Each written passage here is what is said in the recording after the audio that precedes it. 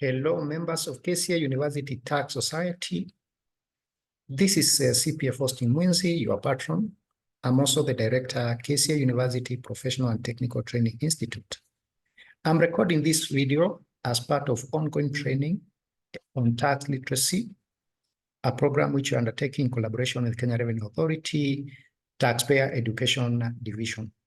Right, for this training, we'll consider how to file end-of-year returns for employment income. For employees only, the return that they need to file at the end of the year is common knowledge that employees and all Kenyans with taxable income are required to file a return at the end of the year, and we know the deadline is usually on 30th of June. We see a lot of rush by people trying to file their returns. So I'll take you through how to file a return for employees at the end of the year. And what you need to file this return first is a form that is known as P9. Let me demonstrate or put on screen what P9 is. And this is what we call a P9 form. P9 form is obtained by employees from the employers. What we know is employers are required to deduct tax from the employees and remit to Kenya Revenue Authority on a monthly basis. Now, when they deduct and remit tax from the salary and benefits of the employees, what happens is that that information will consolidate into a report, and that report is what we call the P9 form. And that P9 form has to be created for every employee. So the first thing that you need to file the return is obtain the P9 form. We have this employee and the P9 is here. What you need to pick real fast is the PIN of the employer. You need to pick the PIN of the employee. Then the next details that are really important is the salary, the gross salary of the employee. Then also important, you must consider the amount that has been contributed towards pension. Then the net taxable amount, that is after deducting the pension. This is the gross salary minus the pension payable. Then we'll have the tax that has been charged. There's this thing that known as personal relief, and then there's insurance relief, and then the net tax that is remitted to KRA. Need to pick these details from the P9, and then after picking the details from P9, now we'll go and file our return. Filing our return, let me stop sharing this. Filing our return, there are two options. The options that we have for filing return, one is what is known as the auto-populated return. The auto-populated comes with much of the information from that employee loaded. This is a web-based application whereby you just log in, and when you put in the PIN number of this employee and you elect that is employment income only, meaning that this person does not have any other income, it's only from employment, like most of us, then you'll get the details of the salary that was deducted and the tax that has already been populated. Actually, it's like a matter of confirming, or there are some more details to be added. We'll not walk through that path, or will not use that kind of return, because we are working with dummy details. To file that return, we need real life information, which for purposes of training, we don't have. But when you have gathered knowledge from what I'm just going to demonstrate, then you'll be good to go. You'll be able to file even that one that is known as auto-populated. Auto-populated is easier than this second option that I'm showing you. The second option is this one that is known as using the Excel sheet. This is the Excel format from iTax. It's an iTax download that you go to your to that taxpayer's account, and there's an option of download the Excel. When you have downloaded the Excel, then you will get something like this, and you populate your information using this sheet. There are rather several sheets that have to be populated, and I take you through how to fill in this sheet. Remember, we are filling with the information that is in the P9 that I've given you. So the first thing that they're asking for is the PIN of the employee, and our PIN was like this, 434. It's just a dummy PIN. It's just a dummy PIN for purposes of training. The return, we must select that it is original. The return period, because this is an annual return, must be running from 1st of January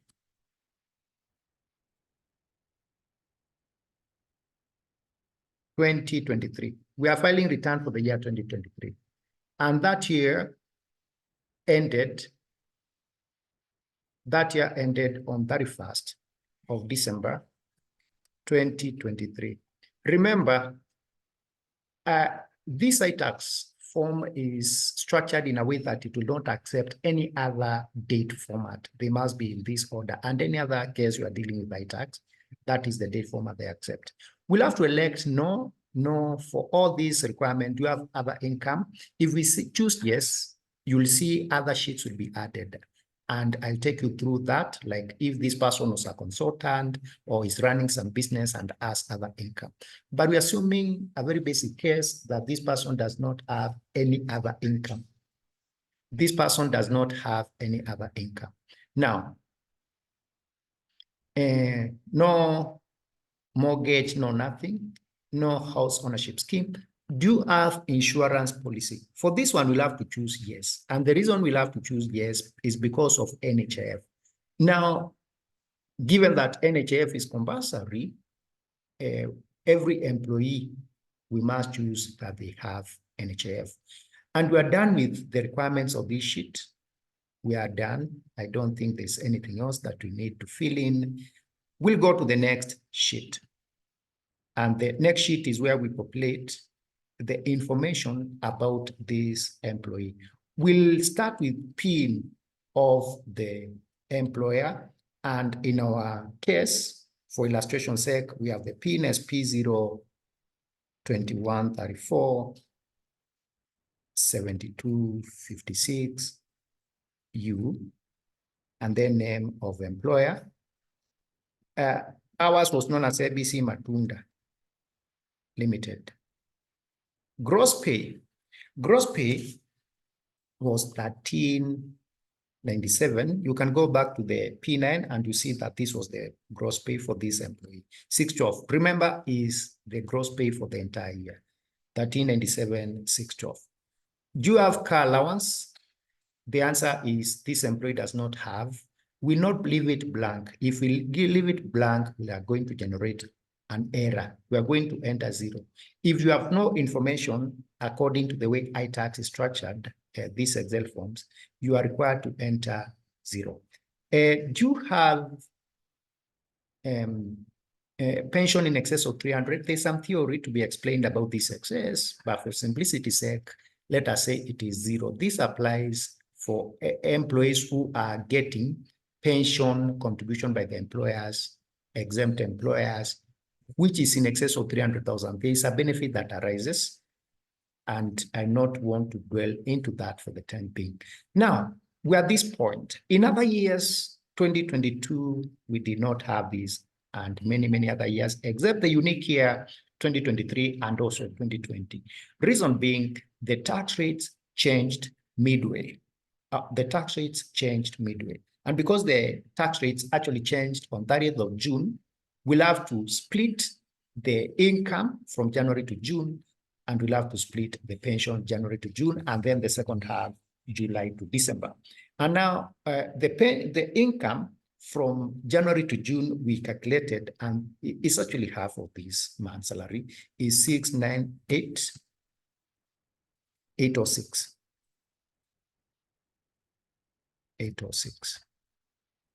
698,806. The pension for that period is 51,768. Same details are repeated for the second half of the year. 698, 806. And then the pension same, 51768.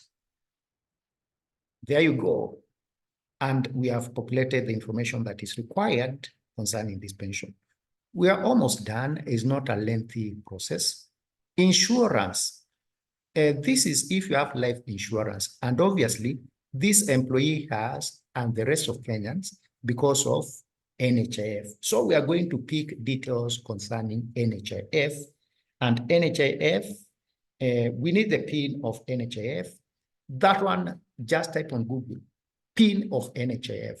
In future, we understand that that name is changing to something else. The actual PIN of NHIF is a public body, no secret here, is as follows. That is the PIN of NHIF. Insurance company, we type there NHIF. Cover, we pick from the drop-down listing. This is health. NHIF policy number of the member. This is what works. We type ID, then space, hyphen, then the ID number of that employee. All right. Policy order, we say itself, and then commencement date. This has to be, we start 01, 2023, then 31st December 2023. Sum assured, because this one we don't know, the sum assured are details that you may not know concerning NHIF. We just enter 0. And then the annual premium paid. What is the annual premium paid? I need now to show you something here. I stop sharing this screen and take you back to our P9. Now, on P9, we have this 3060 is the relief that was paid. From our tax theory, we know that the relief is given as 15% of the premium. So we can get the 100%, and therefore we are going to say equals to the relief divided by 0.15 because of 15%. And our premium that were paid towards NHIF was 2,400. So let me take you back to our form.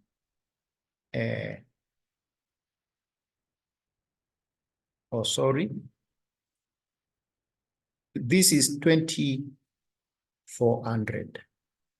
Now see, the same amount that we had, 3,600 comes in, 3,600. Next is this sheet M, details of payee deducted. When you go to practice, you'll be hearing people saying sheet M, sheet Q, and so forth. And to start getting used to this. This is where we populate the PIN of the employer. Because we had entered the PIN somewhere, we don't have to repeat. But I don't know why it did not capture then the name of the employer. Taxable salary, it is the tax minus the pension. So it is 1294,076. Tax payable on the taxable salary. It is the gross tax, which is 325. If you check from your P9, you'll pick these details, 620. And then amount of tax deducted. This is the net pay one, which were given as 293,760. And we have that 1,860. I can explain what this that 1,860 is. That 1,860 is actually the insurance relief of 3,060. Remember 3,060 in the previous sheet, and then personal relief of 28,800. IT payments. This is a sheet for tax that had been paid in advance. Like if you have a motor vehicle, you pay motor vehicle advance tax. If you have some withholding tax, it has been paid. That's when you use the sheet. For our employee did have this. So we are in the final sheet now. Contribution, we are just about to clear. Contribution to pension, it was 103, 536, 536. Then what else are we required to enter? Personal relief, we know it is 2,400 a month. Per annum is 28,800. And if you go back to a P9, you'll also see that that is the personal relief. Then let's see what we have down here. We have 3. 3 is a significant difference, and it is caused by the rounding of errors in the monthly computation and the annual computation. This employer must have rounded off the amount that was remitting. So it is fine. We'll file a return with these 3. So we click validate. Validate will confirm to us whether we are doing the right thing or not. So let us see what happens. In case there's an error, you see the error being detected in the error sheet. So let me click validate and see what happens.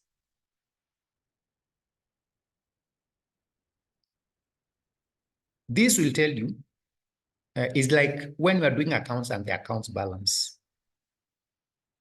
If they don't balance, it's obvious that there's a mistake. So we click validate, and that is what you are getting here. This is what you are getting here. It is validating. It is checking, is running those formulas behind the scenes, some formulas to be confirmed whether we enter the right thing.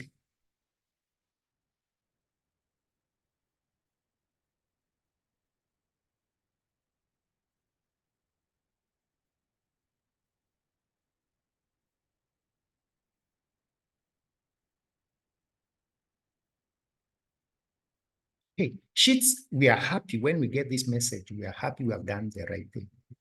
Do you want to generate a profile? You should say yes. But for today, allow me to say no, because I don't want to have that. But you should say yes, ideally, in a real case. I say no. Why we are saying no, we don't want to file a return. When you want to file a return, you will say yes, and automatically on your documents folder, there'll be a folder created. When you open the folder, you cannot understand what it's all about. But that is the folder that you pick and upload again back on that client's iTax account. You upload it, and then it will populate details, and then it will show that this taxpayer has filed the return. For purposes of illustration, because we require your work for marking, what I require you to do is come here and save, just the way you save an ordinary Excel document. Save as, and you save it in your computer. Then you go back to our virtual canvas and upload it in the space which is allocated for uploading this, and then we'll be able to see what you have filed, or rather how you have prepared your document, and then we'll be able to clear you to proceed to the next session. So thank you very much. And you'll be getting more and more of such videos to train you on how to file different returns.